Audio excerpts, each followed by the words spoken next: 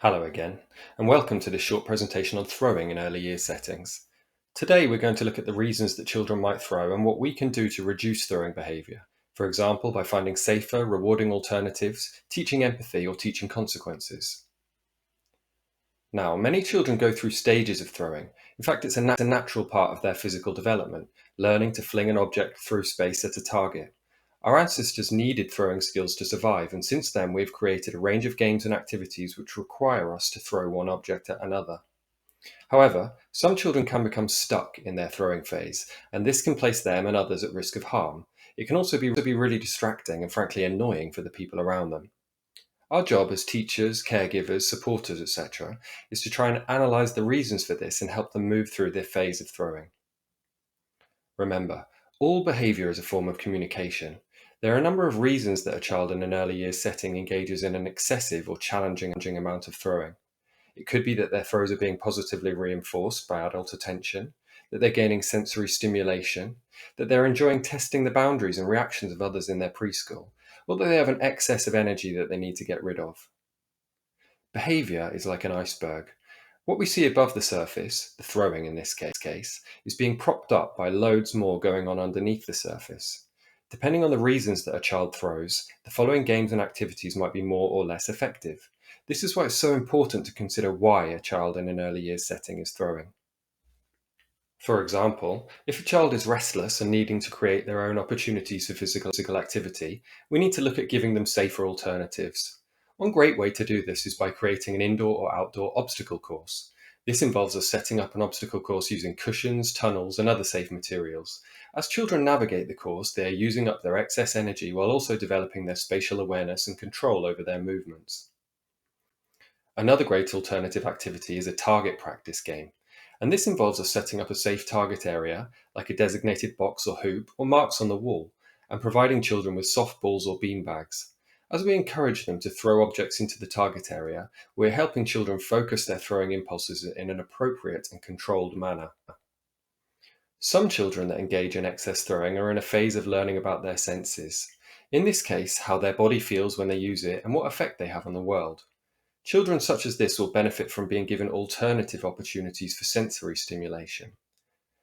A nice way to build sensory activities into daily routines is using a sensory diet approach. By giving children 5 to 10 minutes of daily practice pouring and transferring objects using cups, funnels, and scoops, they have a chance to explore objects and their properties in a controlled and intentional manner, reducing their urge to throw. Alternatively, we can use whole body sensory activities. A lot of what we provide in early years settings involves physical play, but we can make this even more focused and beneficial if we set up specific activities which involve balancing, swinging, and pushing and pulling pressure. Therapy balls, or squishy peanuts as they're sometimes called, are great tools for helping children learn about their whole body movements. As well as learning about moving their body in general, children need to learn how to move with control. Many of the most common activities in preschool settings do not require children to move carefully or handle objects with care. Children are often encouraged to sprint, jump, knock towers over, make a mess with sand and water, etc. It's less common that we ask them to handle with care, but doing so can help them move past impulsive throwing behaviour. A lovely way to teach careful movement to young children is using sorting games. We can easily create a sorting activity using objects of different sizes, shapes, and colours, asking children to sort the objects into different containers based on specific criteria. This game helps develop hand-eye coordination and encourages children to handle objects with care instead of throwing them. Alternatively, we can play follow the line games. This involves us creating a line on the floor using tape or drawing one with chalk. When we ask children to walk along the line while balancing objects on their palm or on a spoon, we are encouraging focus, control, and fine motor skills, redirecting their urge to throw into a constructive activity. Sometimes children are throwing because they don't understand the effect it has on other people. In these cases, we can help them learn without feeling defensive by using storytelling activities. Firstly, we could use puppet shows to act out scenarios where throwing objects is discouraged. Puppets can demonstrate alternative ways to play with objects or express frustration without throwing. We can pause during a puppet show and encourage children to discuss the puppet character's actions and emotions. We can also use more traditional storytelling activities. There are a number of books for children specifically about throwing. There are also specific social stories, which are like comic books and have more words and fewer pictures for children with delayed language. As with all positive and cooperative behaviour, it's important that children understand that it is valued and rewarded by the adults around them. Firstly, we need to avoid giving too much attention to throwing, as this may be a reward in itself for some children. What's even more effective is to reward and reinforce the behaviour we do want to see, for example using stickers and reward charts for handling objects appropriately and carefully. Ideally, we'll be able to catch children being good, and this is because children, in particular, learn more quickly from praise and rewards than they do from criticism and punishment. As with all challenging and unwanted behaviours, we as adults need to act as scientists. It's unlikely that a 3-year-old can explain their motivation to throw, and so we need to experiment to understand why.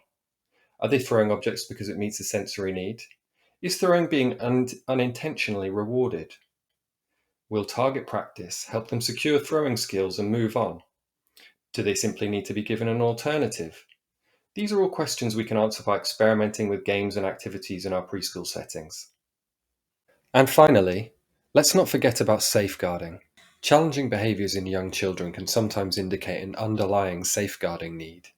As an early years practitioner, it's vital that you keep this in mind when supporting children who exhibit concerning behaviours like throwing, biting, fears and phobias, or separation anxiety.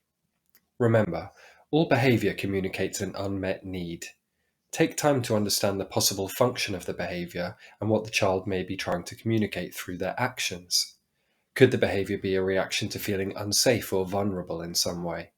Could the behaviour be a reflection of what the child has experienced at home? We need to make safeguarding a priority by looking beyond the behaviour to identify any potential welfare concerns. Be alert to signs of neglect, abuse, or exposure to domestic violence. Work closely with families, but avoid making assumptions. Focus on listening and building trust. Where you have any safeguarding concerns, no matter how small, ensure you follow your settings, procedures, and protocols. Record observations accurately and factually. Seek support from your designated safeguarding lead if you need guidance. With sensitivity, care, and professional curiosity, we can ensure early years settings are safe places where children's well-being is protected and they can thrive. Let's work together to keep children safe. Thanks so much for listening. I hope you found this video useful.